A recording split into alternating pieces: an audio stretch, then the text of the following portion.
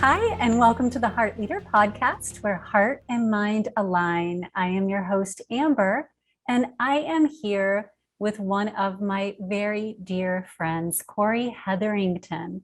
Now, I met Cory while I was studying for my master's in the area of quantum sciences of happiness and prosperity.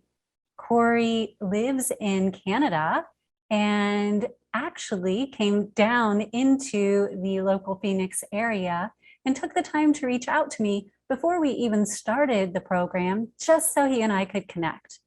And it was a deep friendship from the moment we met each other, because we both have this deep, deep desire to look into consciousness and investigate how consciousness unfolds, not only from a spiritual aspect, but from a scientific aspect, the quantum science nature of that, and the materialistic and material sciences aspect of consciousness as well.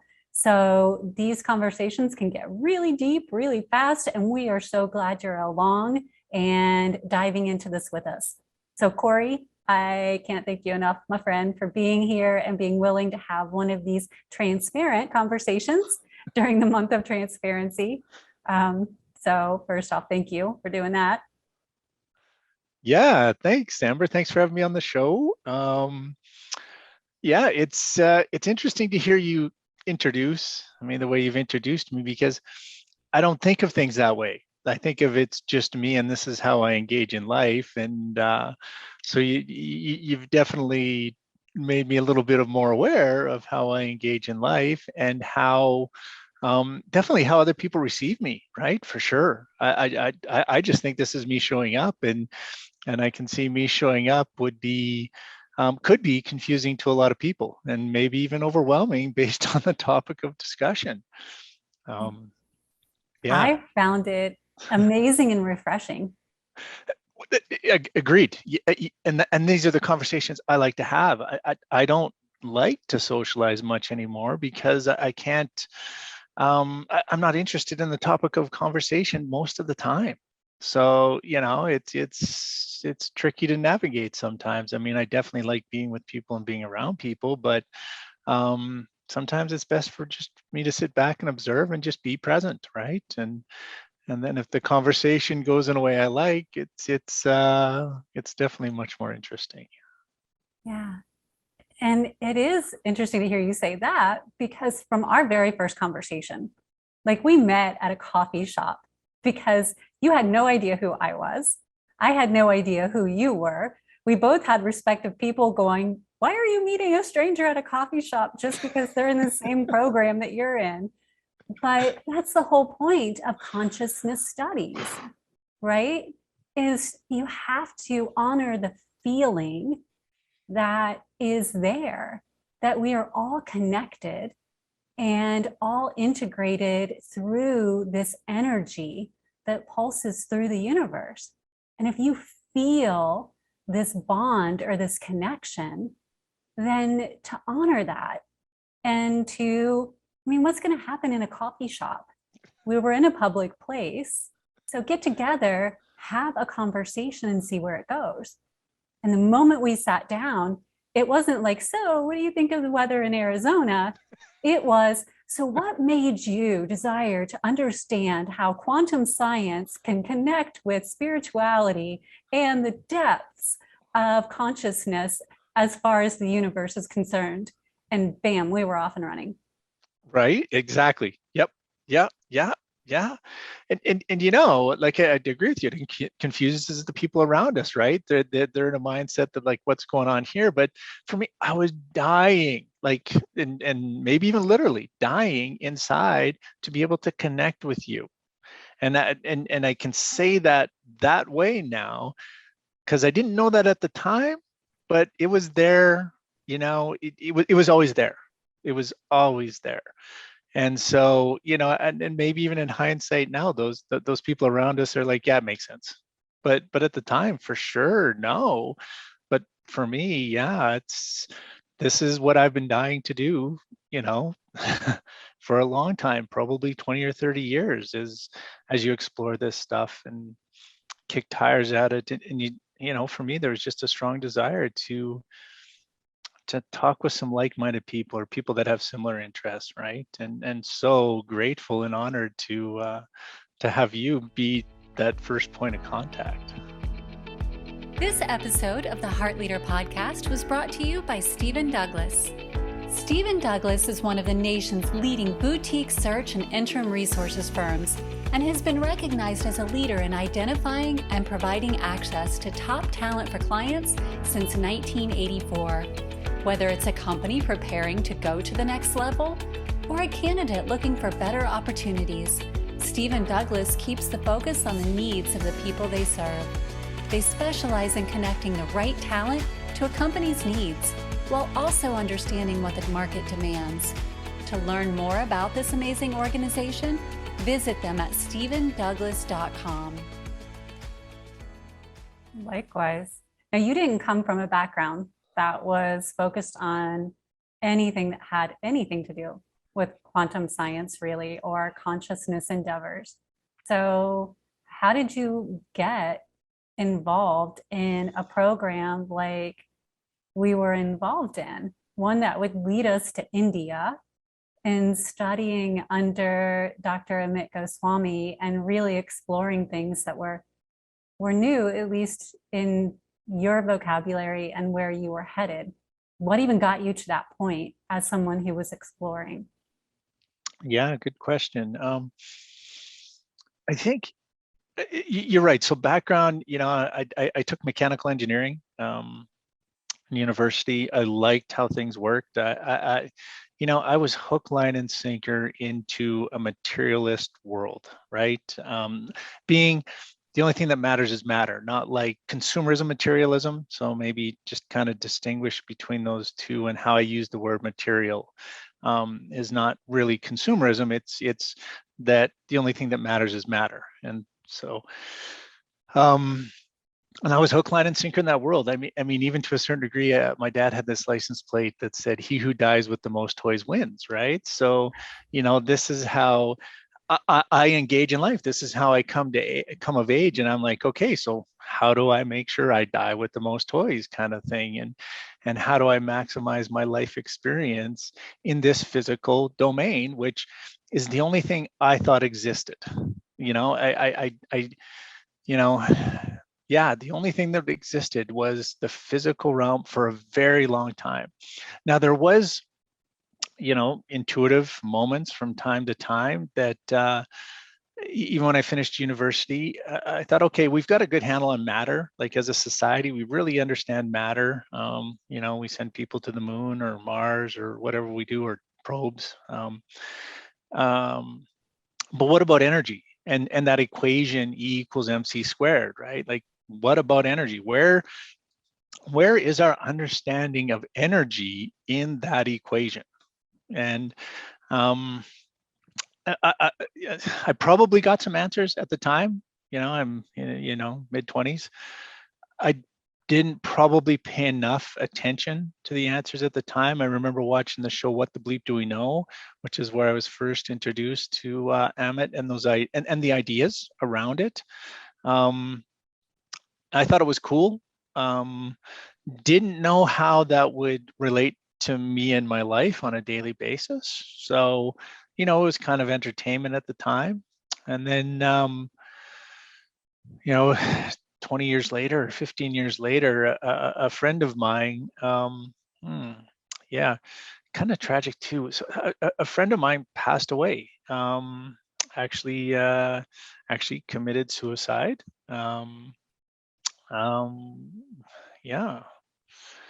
He transparency. Yes, that's Is our the theme. That's our theme. Okay. Well, he he shot his head off with a shotgun.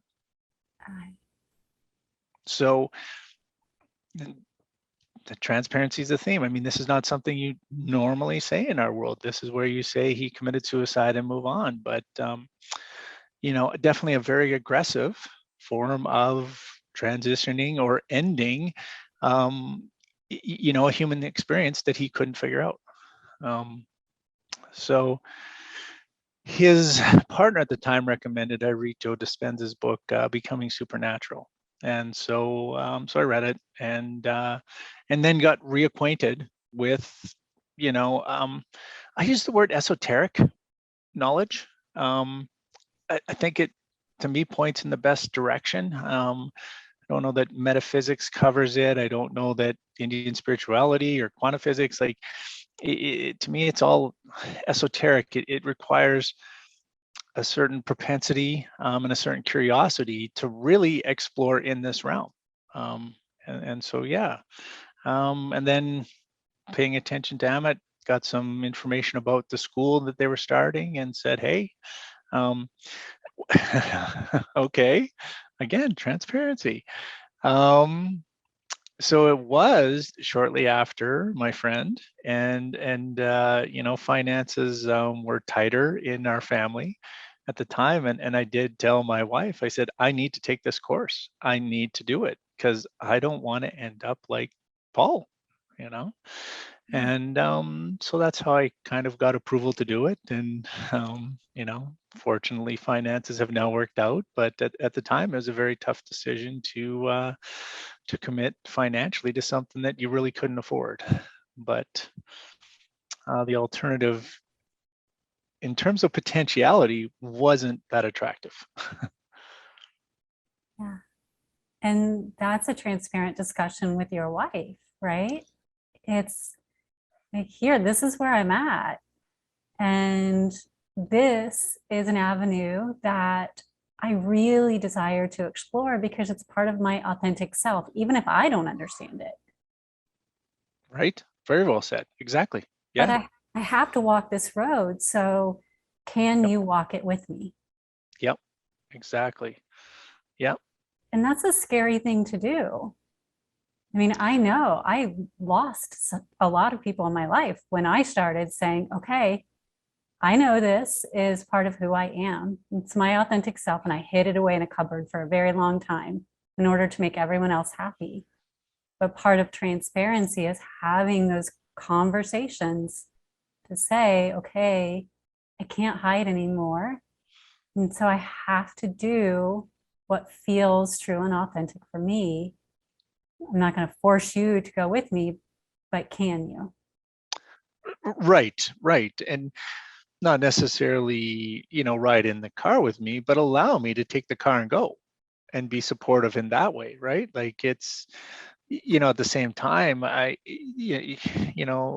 wife and I have a pretty good relationship in talking about these things. Like it took me a while to figure out that we're potentially on different paths, and what's meaningful to me might not be meaningful to her, and vice versa.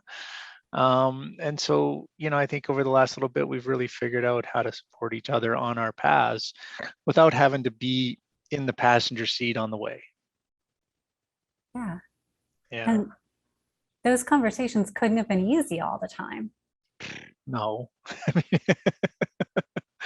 It's one of those things. It's a character defect or flaw or shortcoming with me, is that I think everybody's like me. I think everybody's like me. Everybody grows up with mountains on the West. Everybody, wants to have these kind of conversations. And so, of course, my partner that's closest to me, is going to be the most like me. So, of course, when she's showing signs of that, I gotta, maneuver and manipulate and fit her into that me box. So, I think that's most people, though.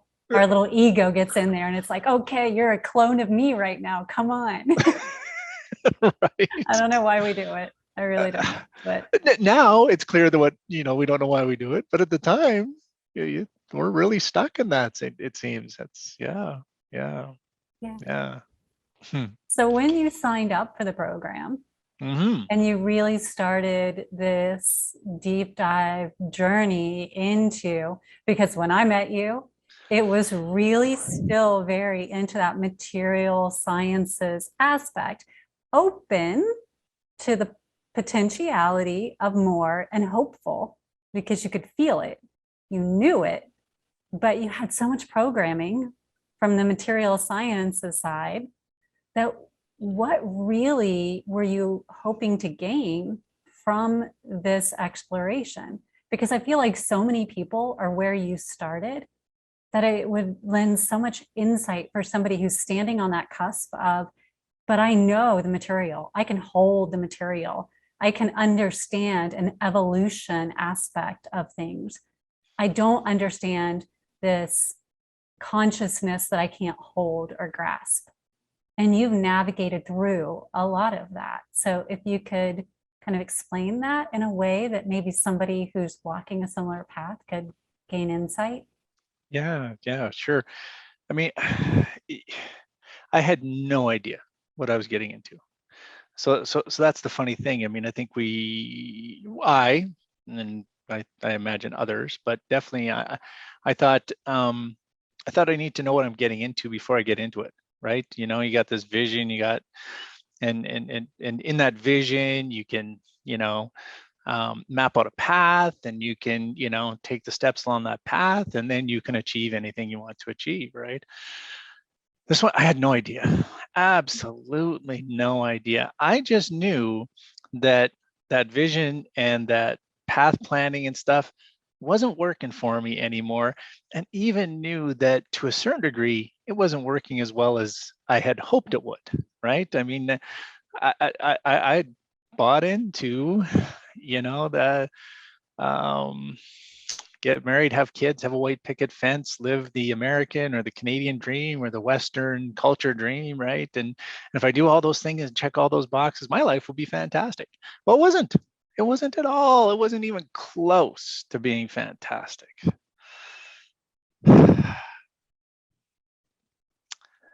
And so, to a certain degree, it's the fact that it's something else. It's something different. And maybe there's something there, maybe not. I don't know. I just, there was an intuitive understanding too that I know life is better than this for me, right? Like trees, animals, plants, nature have this wonderful ability to just be and flourish in this world. Why can't I? So this offered an alternative path, an alternative approach, and so I signed up. I was excited. There was a couple key things along the way that helped me get all in. Instead of just dipping the toe in, I had to jump in eventually, right? And I remember I think even the first class, and it was quantum worldview, and we talked about the domain of potentiality, domain of actuality, or consciousness, or the quantum field, or whatever it was, right? And it's like, so there's two domains of reality. Okay, maybe there is, right? Maybe there is another domain of reality other than the physical domain. I don't really know what that is, but I'm going to be open to the idea that there's another domain. And geez, that's giving me goosebumps right now. But that's a huge leap, I think, for most of us that have grown up in a world that the only thing that matters is matter. And so then the next time was writing the term paper on reincarnation. And tough paper for me to write. I had been going along and willing to consider that these other things were possible, but when it came to reincarnation, that hits close to home. It's not just a theory out there, because if that theory is real, that impacts me now. That now becomes an internal experience for me. And I would try to write the paper, and I couldn't do it. I'm like, I can't do it. I just, I needed to, I needed to be in. I needed to be in mentally. I needed to, and again, I'd try to write, I couldn't do it. And then, sharing with people in the class, probably sharing with you. I mean, I'm still a little hazy on some of those early days on how I got some clarity, but it was like, you know what, if I believe the world is round, and I know I've heard way back when people thought it was flat, and then Galileo and some people put together some evidence that said, hey, no, actually this evidence suggests the world's round. And so I'm pretty sure if I was back then, I would have been one of the people that looked at the evidence and would have said the world's round. Even though 90% or 95, 99, whatever it is, even though the majority would have said it's flat, but said, look at this evidence. It's round. It's got to be round. There's too much evidence to suggest otherwise. And so you go through this reincarnation paper, and one of the questions is, what is the scientific evidence that proves the existence of reincarnation? And there's like 7 points. And it's like, how can I not agree with this? How can I not? There is compelling evidence to support this. So I need to support this and I need to move on. And so I wrote the paper and, just been exploring ever since with both feet in the deep end. Yes. Well, not even both feet, like full body for the most part. Sure. Every now and then you'll bob up and go, wait a second, I'm a little Yeah. too far under. Sure. Yeah. But that for me has been incredibly exciting to observe is you took your time. You didn't dip a toe, but you did wade in to like waist deep. And you're like, let me make sure. Yeah. Let me just make sure that I have my footing here before I go all in.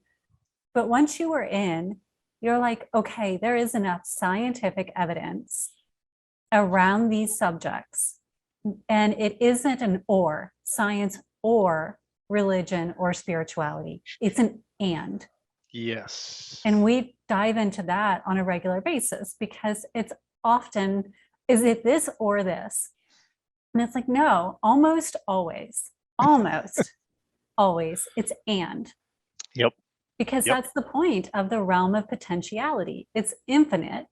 And so all of those potentials exist simultaneously.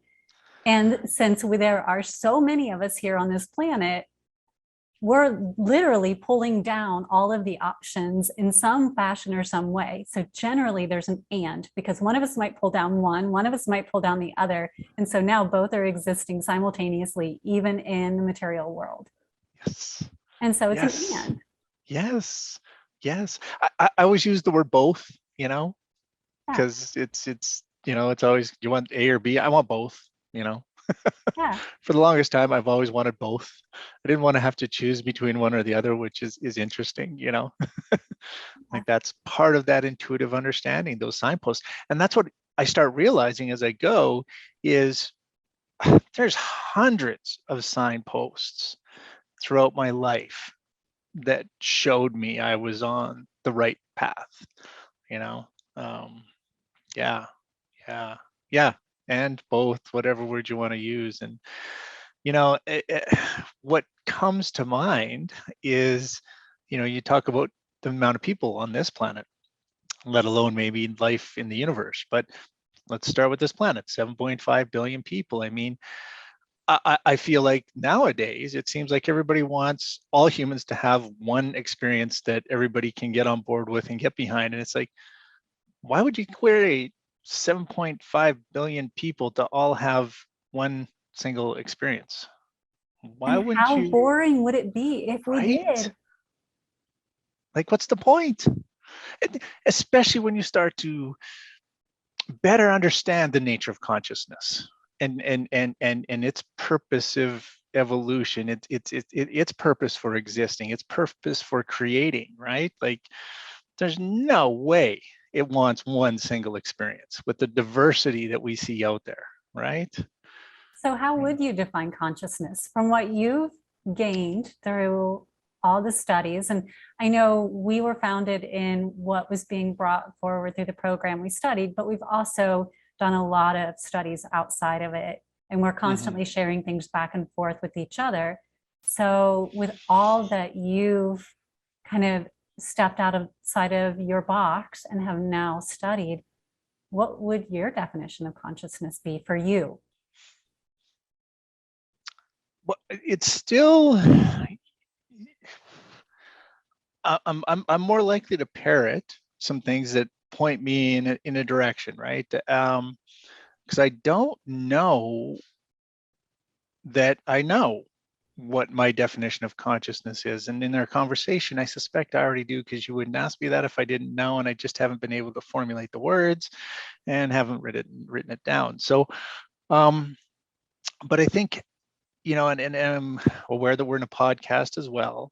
And so I want to put a differentiating factor in here too, that I used to think consciousness was an epiphenomenon of the brain.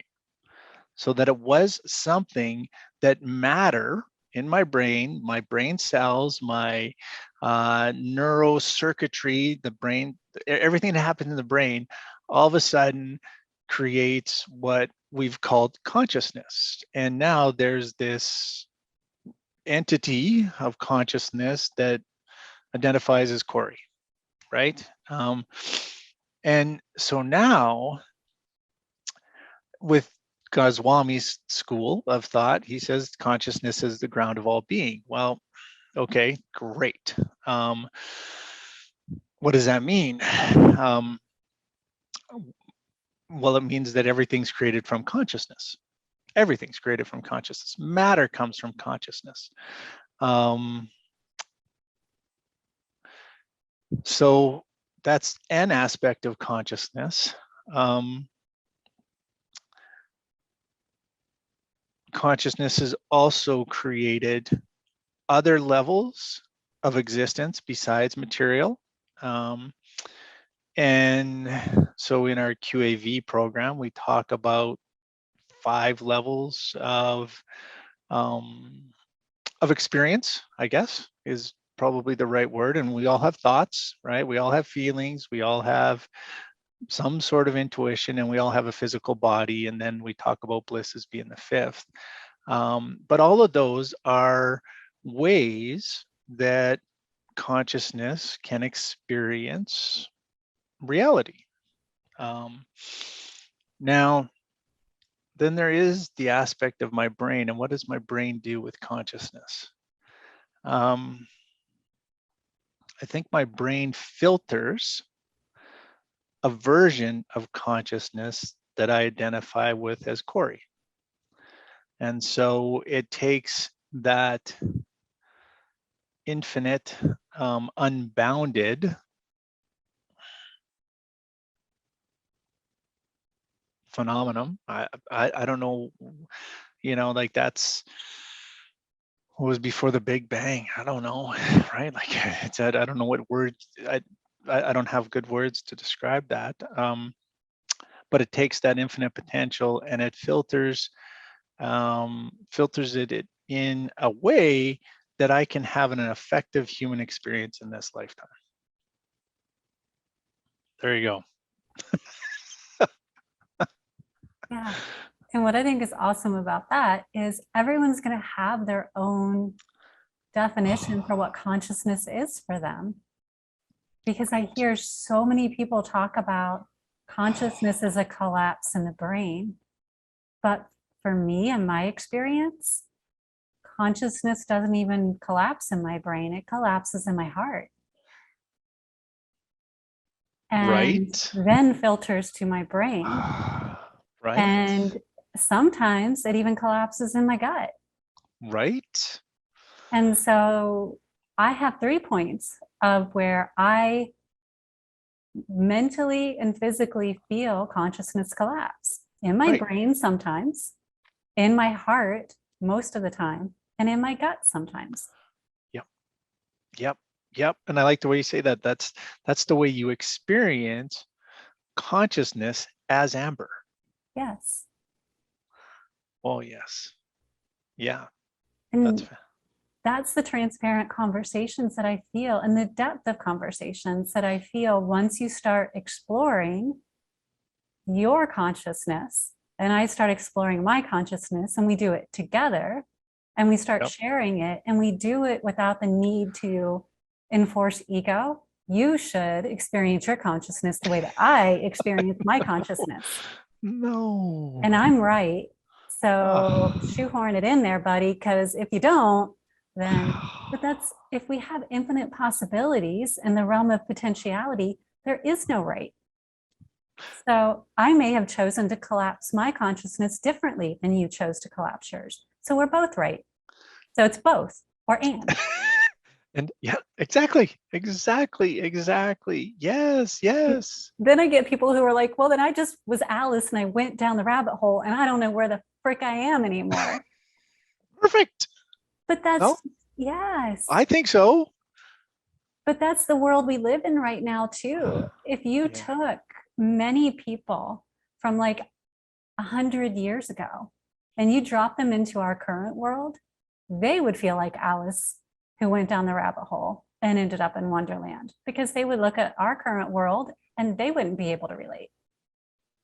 Right. And I missed that piece because you cut out on me. Oh no. I know. And so I'm playing with my little internet right now, and I got full bars. I'm on Wi-Fi. Are you okay for signal? I am. Okay. Can you say that again, please?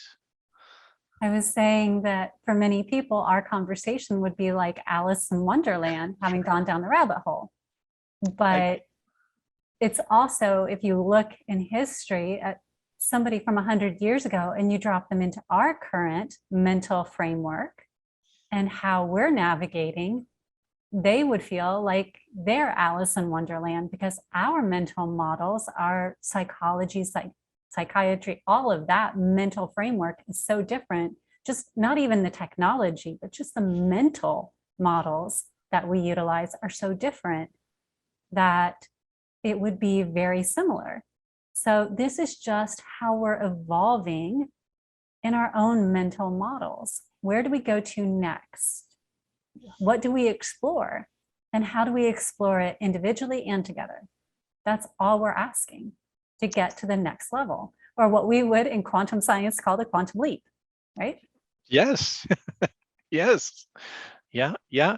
Yeah. And I don't know. I think this is an important topic because, again, when you were talking earlier about the 7.5 billion people, right? Like, there is so many people that want to know the truth.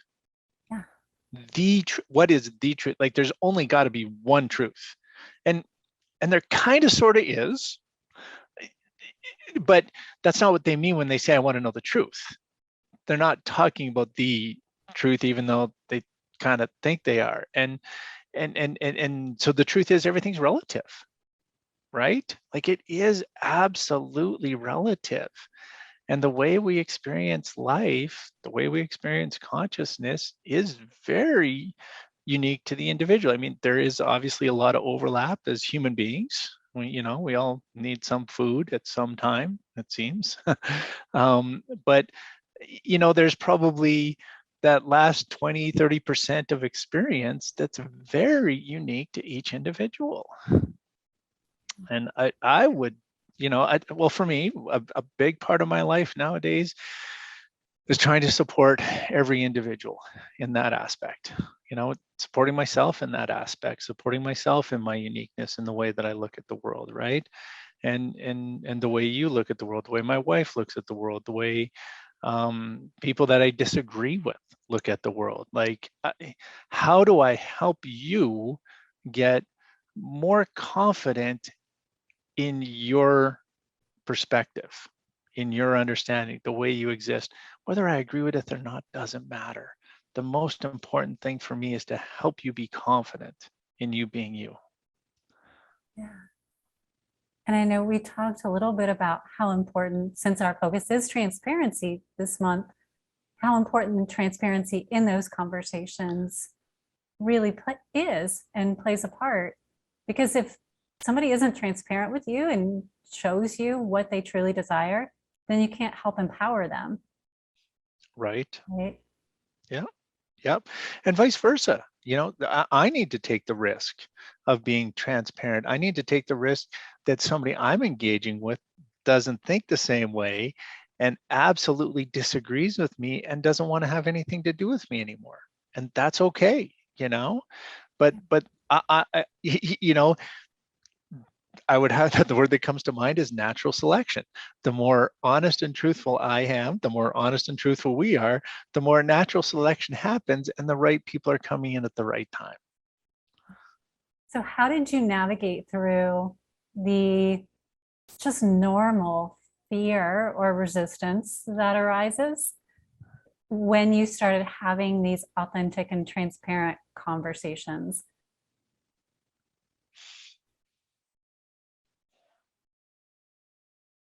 I'm wondering if how much I don't know how much fear played a factor. I think the fear of the alternative of continuing to betray myself, because that is a word Mm-hmm. that I do use often, is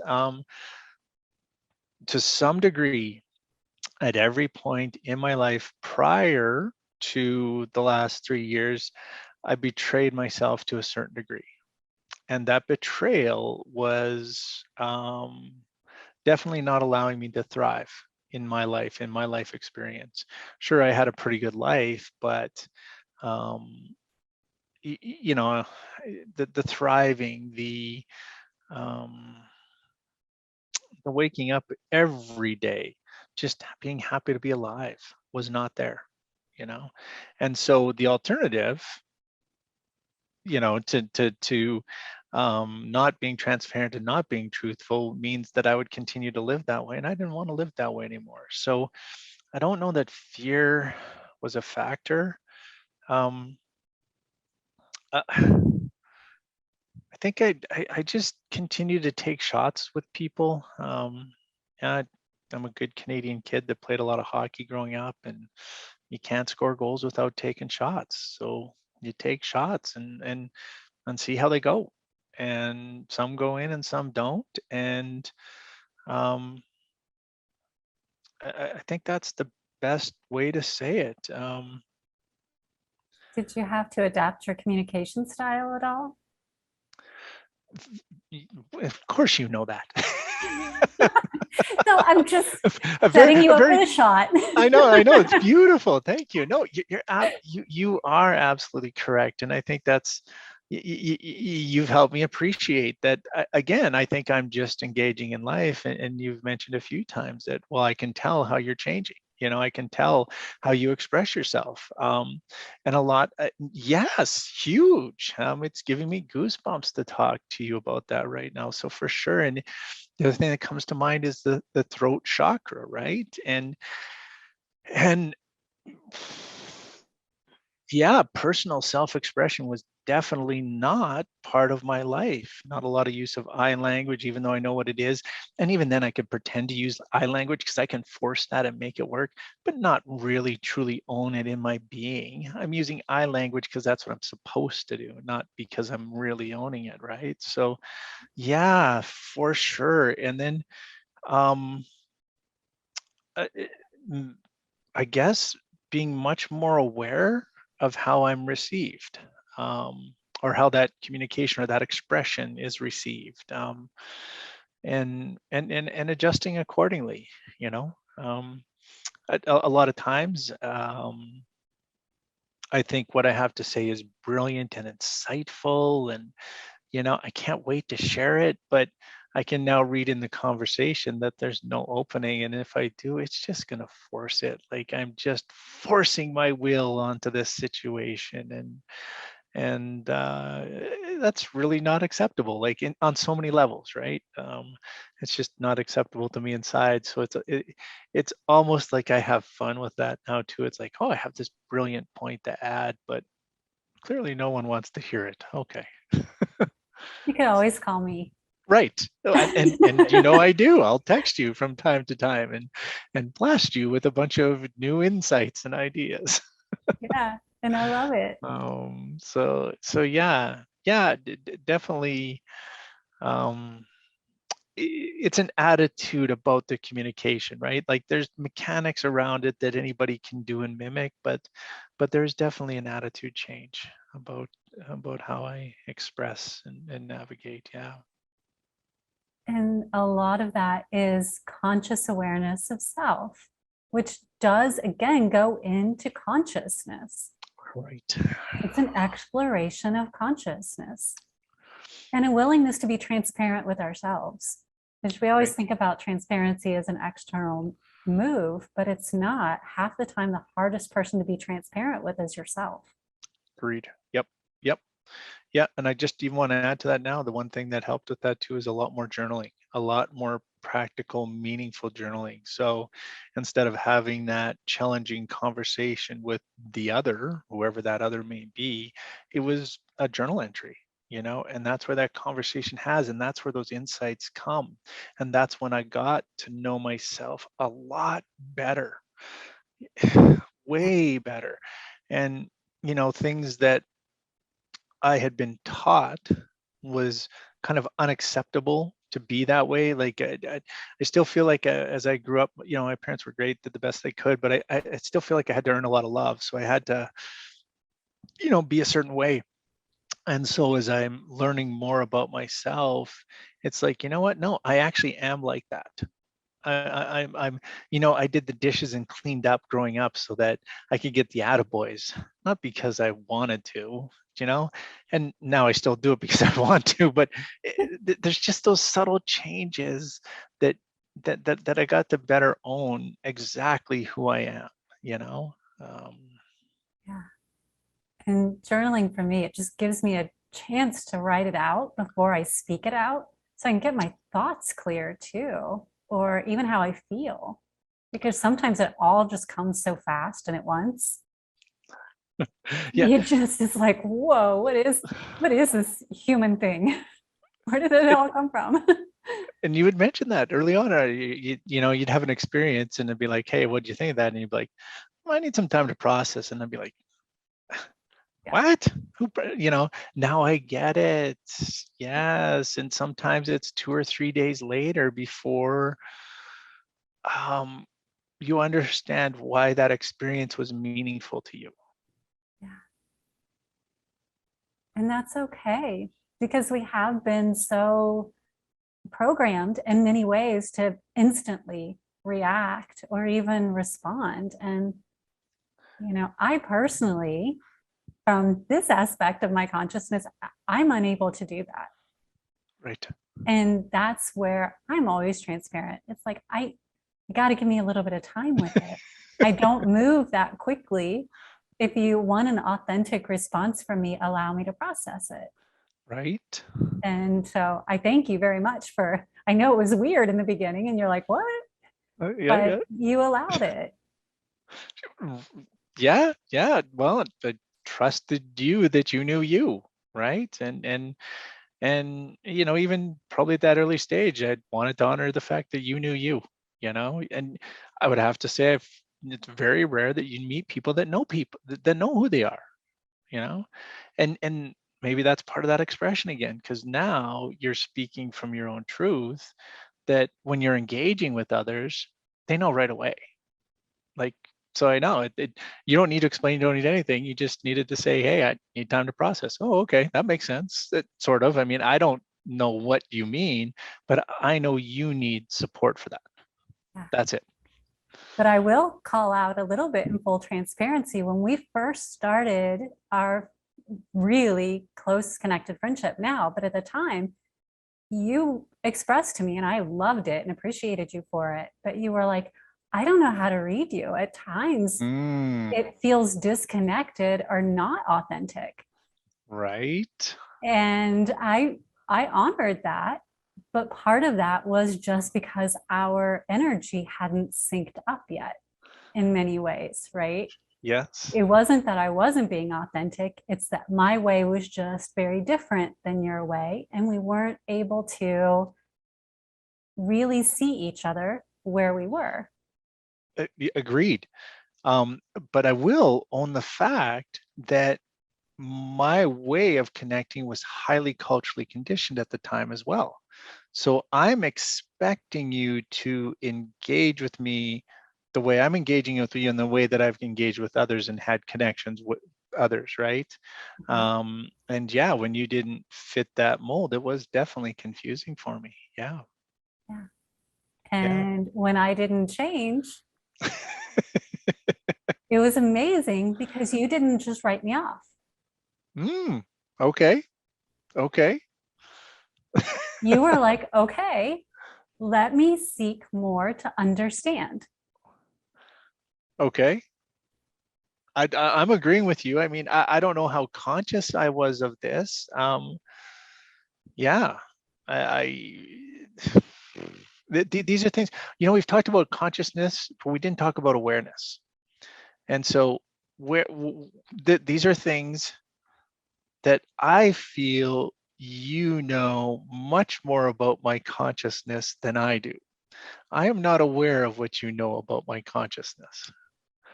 And so I do feel like I just fumble around a lot. And you seem to know what's going on better than I do. I just have more practice. I'll say And that. that, yeah, and that totally makes sense. As I get more practice, I get better, right? It's yeah. For people that are new to this or whatever, like it's like anything else. You do a few practice it, you figure it out. You just have to put in the time. You have to practice. And that Yeah, does bring the awareness, right? yeah, yeah. Totally does. Yep, yep. But you Yeah, never hesitated to ask me questions. If something seemed or felt disconnected to you, you would call it out. You would tell me how you felt. You would say, that doesn't seem like a connected response. And here to me is why. And then yep. that gave me the opportunity. I don't feel like I ever responded emotionally because I knew it was just that we were not synced up yet. So then I Hmm. could respond, well, this is why, and this is how it feels or seems from my side. And then we would have a deep conversation. But we Right. wouldn't have had that if you weren't transparent from your side and I wasn't transparent from my side. And then we had the deep discussion that elevated both of our awareness from where we were coming from. Uh, yes, that's all I want to say is yes, that makes total sense to me. And that's what friendships can be built on. Instead of going and telling another person how you felt about the other person, and then friendships break down or relationships break down, we have the opportunity to gather our thoughts, gather our feelings, communicate them transparently to each other in a kind and loving way, and then talk through them so that we can get on the same page. Because generally, it's just a misalignment of awareness, knowledge, or energy. Yep, yep, exactly. Yeah, and I'm reminiscing a bit while we're talking, and just childhood friendships and relationships too. I didn't have as much personal and cultural conditioning at that time, so those flowed well, right? And then now there's a lot of stuff in the way of connecting. Um, I mean, I think with us even personally, there was a lot of stuff that helped us connect as well. Um, but yeah, it's it's trickier to navigate as you get older. For me, for friendships, or it was. Now it's becoming a lot easier again. Yeah. you know, um, yeah. So, as we prepare to wrap up, since you talked about you when you were younger, I know Okay. time flies, huh? Yeah, exactly. I know. I'm like, okay, now, Yeah. sure. Um, Which I think it always does with us. If I yeah. do remember correctly, anytime we hang out, I'm always baffled with the Yes. time displacement or whatever. Yeah. It's like, wait, it wasn't an hour. That was 10 minutes. I know. um, if you could go back and tell your younger self, your teenage self, just your younger self, anything, any advice, what would it be? Do you have any advice you'd give yourself? Dude, it's interesting you asked that because I've often wondered what I would tell my, younger self. And the truth is, I don't know. It changes all the time. Because sometimes I think there would be advice that I could give it that would make life easier, but I don't really know if that would make life easier. Like knowing what I know now, I really don't know. Like I don't know how. Like I honestly can't give anybody advice, right? Like the advice is just be yourself and do what you're compelled to do what makes sense, or do what interests you at the time and go that way. And I did that. So why would I tell myself to do something different? I mean, if I did some things differently, I think there would be a lot less suffering. Um, but I don't know that for sure. Maybe there would have been more. Like, like, like at times, and I shared an exercise with you a little while back too, and I was like, like a lot of my childhood experiences, I would suggest, um, led to a contraction of consciousness in my personal experience, and now over the last 5 or 10 years, more so recently, I'm able to consciously engage in life to where I'm expanding that experience of consciousness. So reincarnation philosophy, why did I sign up? For the parents I signed up for the body I signed up for, the genetics I signed up for. Why did I do that? And there must have been a reason for it. There must be a reason for it. And eventually, I'm pretty sure I will have a much better idea of what that reasoning is. So I don't know that there's anything I could tell my younger self that would actually benefit, be beneficial. I love that answer. Every step led you to exactly where you are now. Right? And honestly, right now in this moment with you, and sensing a little bit of a heart connection, which I've struggled with. So I'm I'm I'm surprised that I'm noticing it. You're I'm probably not. But like this, there isn't a better place to be than right here, right now, um, for so many reasons, right? Yeah, yeah. It's always wondering. I mean, I think I read something the last day or two. It's like uh, something about not where you're not happy where you are or something, or where would you want to be? And it's like I don't know. I don't know. Like I guess I feel a little bit of discomfort, a little bit still like I don't belong. Um, but I have no idea where I'd rather be. So that's what's interesting. And that discomfort or lack of belonging to me just now indicates that I have a little more healing to do. Um, and whatever that means, I'm not 100% sure. Healing on a physical level, mental level, emotional level, like it's, we talk, or you've talked a lot, and I agree with about the alignment, right? I need alignment, within my 5 bodies, and then I'm pretty sure that discomfort or whatever it is that I want to get away from goes away. Yeah. But that's the beauty of being willing to sit in the question, right? Yeah, exactly. Yep. Yeah. So even if the answer is, I wouldn't say anything to my younger self, for those who would say something to their younger self, well, why? Why is that something, the advice you would give? Is it still relevant to now? Have you carried that forward? There are so many simple questions that bring up so much for us.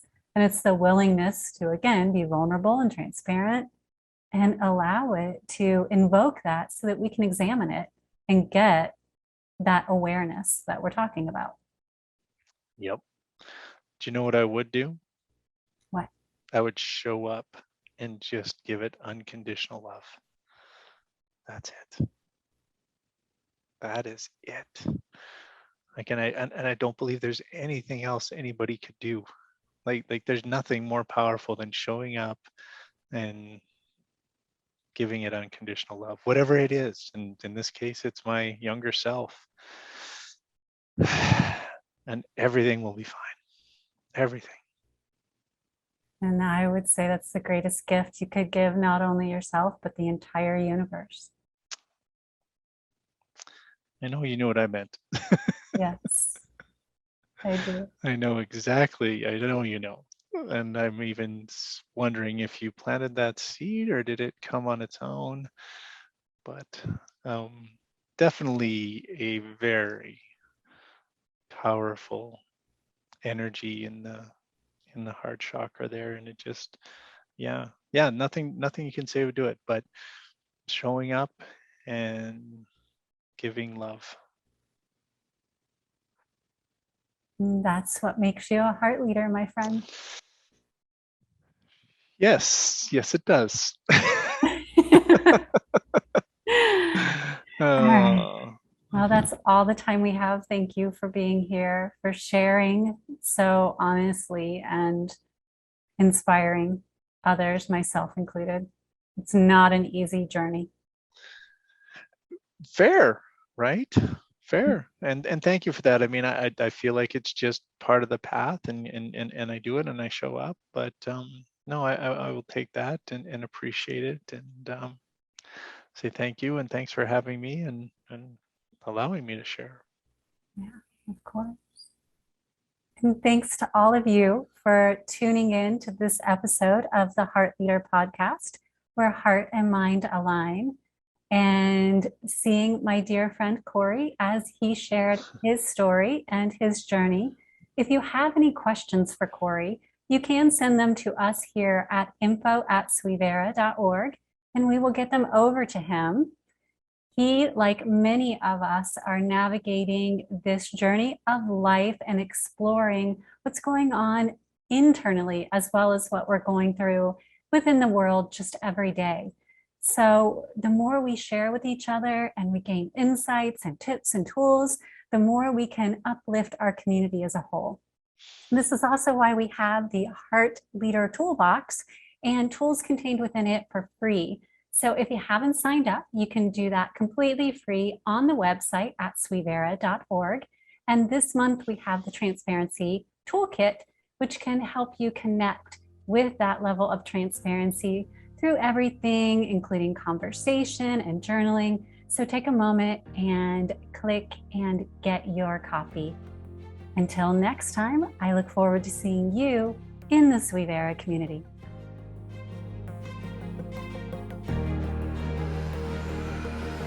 You've been listening to the Heart Leader podcast with your host, Amber, where heart and mind align.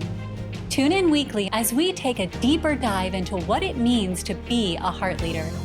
Ready to take the next step? Join us and over 1 million people worldwide who've united in creating this global movement of love. Become a heart leader for today and tomorrow.